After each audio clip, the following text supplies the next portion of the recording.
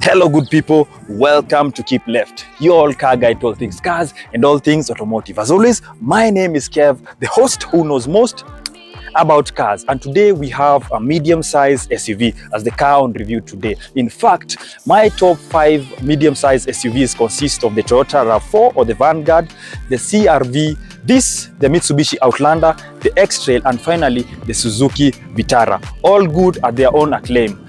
Keep it locked.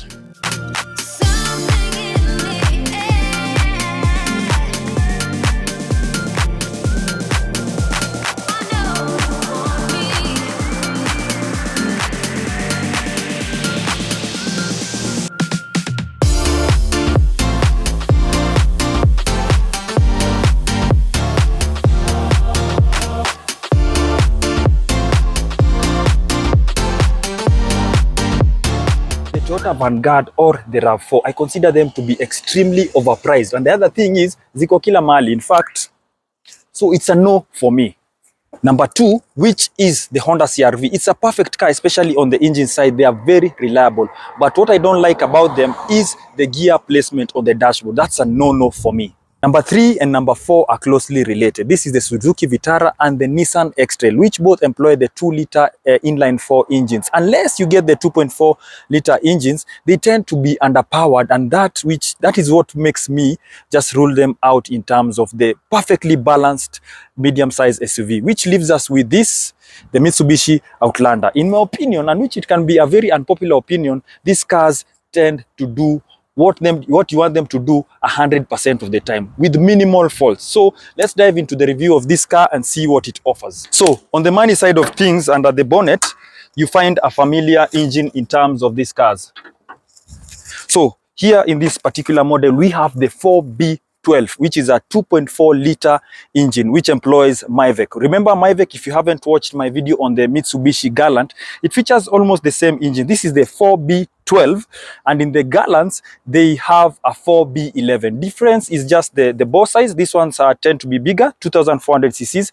The 4B11 is a 1,800 cc engine, but both of them are Mivec. Mivec is VVTi for Mitsubishi, which stands for Mitsubishi Innovate Timing Valve Electronic Control, which helps the car to just which is the engine management system. And furthermore, the 4-cylinder engines tend to be dual overhead camshaft engines, other than one type of engine. So those are the first 2 derivatives of engines. The other engine types that they have for the petrol models is the 3-liter engine, which is a single overhead camshaft, and those ones are not so many in terms of their production in Japan, so they are mostly centralized in North America. The other engine divisions are the diesel models. So for the diesel boys, they have 3 different derivatives of engines. They have a 2-liter turbo diesel engine, which funny enough was borrowed from VW. Whoever saw that type of relationship between Mitsubishi and VW, but that was that. That relationship was short-lived because finally Mitsubishi were able to ditch that.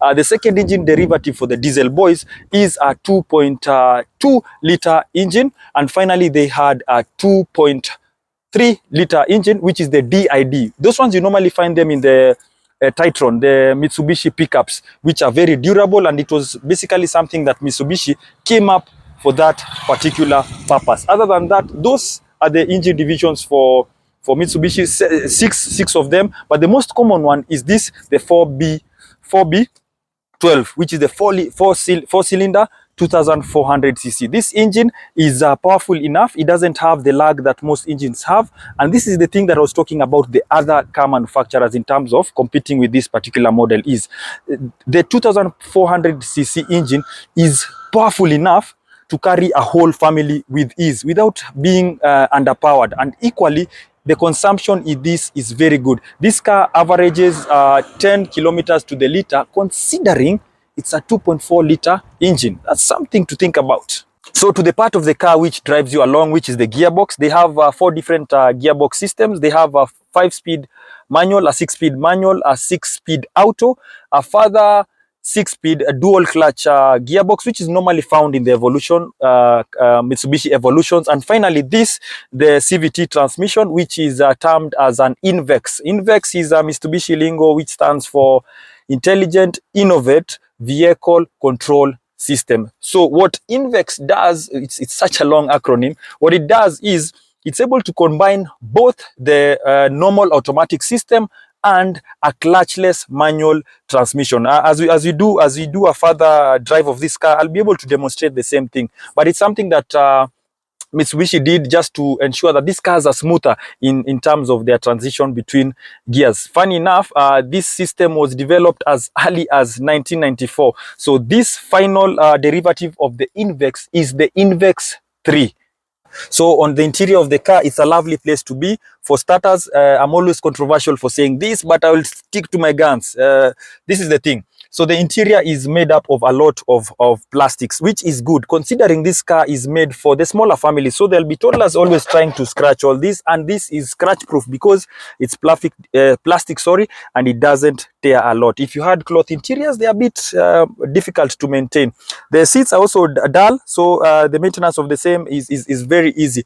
I like the size of the car. This car is big, by the way, not like the other competitors in this family, the ASX, which are slightly smaller. This car is big. I like the fact that it has steering controls. The combination of the Rockford Force-Gate system, which comes with a subwoofer at the back, which I'll show you for that, and the steering wheel controls to activate the radio and all that, but they don't work half of the time. Story for another day. That combination is good. You also get the paddle shift gearbox, which I'll talk about as we drive the car. I like the simplicity. This comes similar to what I've reviewed in the Mitsubishi Galant. If you just come here, it's very simple in terms of the dials. Your AC settings are very simple. Your hazard button is here. You have compartments. I love compartments. So you have a compartment here. You have the centralized compartment here. 1, 2. You can put your things. You have your 2 cup holders.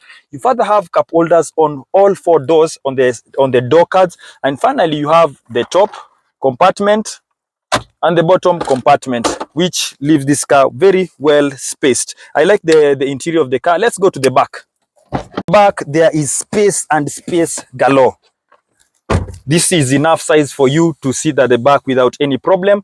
And the headroom is also good enough for you. So this tends to be good. So the one thing that I like to mention before I go to the back area is this car is a 7-seater, which means it has fold-up seats. Not all models come with the extra seats at the back, but this particular model has that. You find a lot of space, and they have these third row seats, which is good. The only thing that I don't like about the third row seats is ideally they are for kids, so grown-ups can sit there, but you'll be wedged in terms of your knees. So if you come close, for you to open that, you just flip this area here.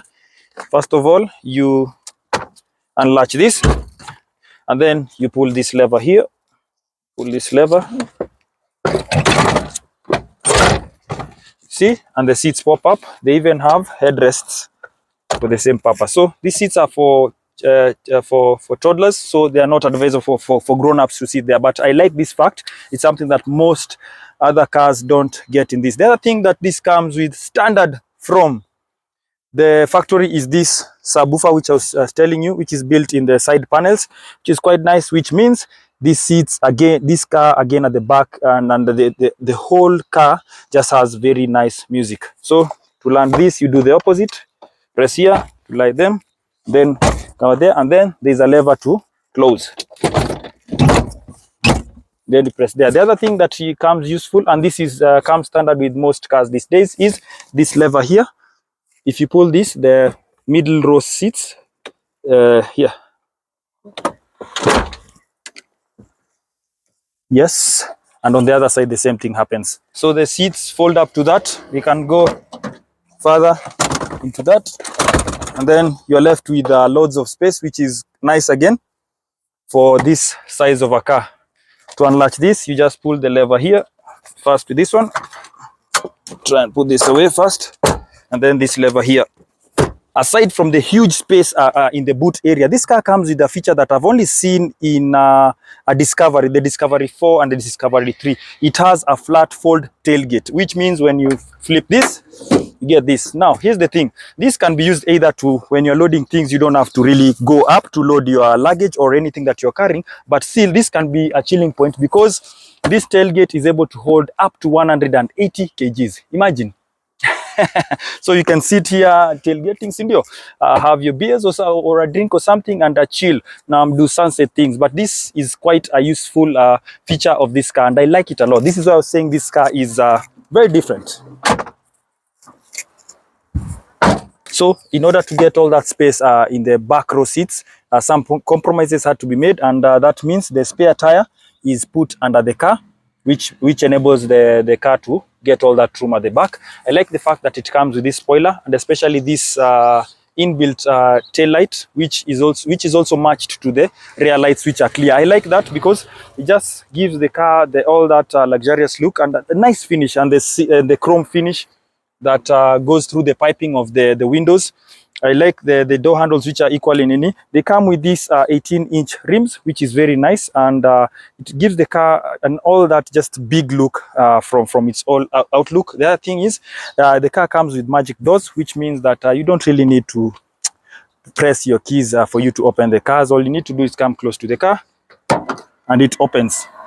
Yes, to lock the car you just need to press here, and you finalize your magic act. Anyway, I'm joking. So the car comes with proximity sensors, which means that whenever this is close to the car, you can actually open it and lock it without you having to use the unlock keys, which is quite ingenious. But anyway, most cars come with that these days, which is nice if this was done in 2009. So in terms of driving, these cars tend to be very much well planted. So on a normal situation, the car drives on a two-wheel drive, but it has four-wheel drive capabilities, a four-wheel drive auto, and a diff lock option, which means you're able to utilize the differential splits the power 50-50 front and back. So you're able to get out of those tricky situations in terms of drive terrains. So in terms of driving, so how the car is driven,